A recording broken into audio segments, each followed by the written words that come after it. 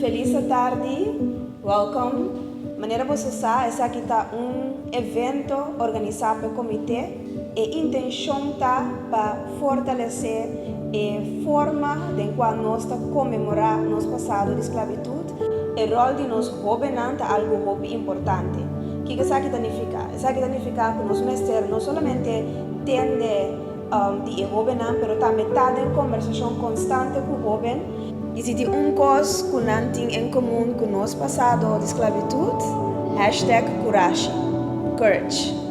If everyone can build awareness and agree with each other, black or white, there's a lot of things we can move forward doing together. Nos turme se tia coragem de estar open com outro anto papia de lo que a passa.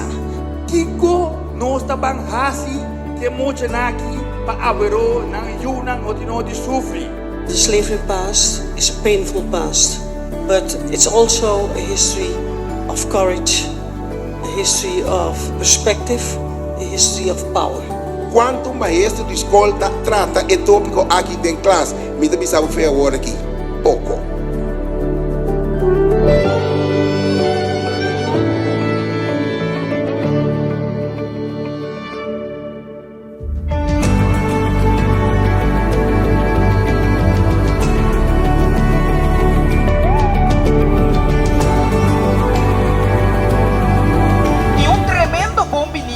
Abo, nós estamos aqui para a inauguração de mural público titulado Tula de cada de nós.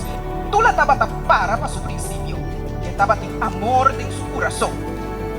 Estava a pessoa que avisa, nós estamos mais que nada querer. E se tinha outro coisa que Tula estava um homem can de coragem. Nós avisa, #coragem.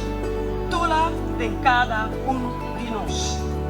Deze mural is meer dan kunst. Het is een statement, een herinnering aan wat ons bindt en van wie wij nu zijn.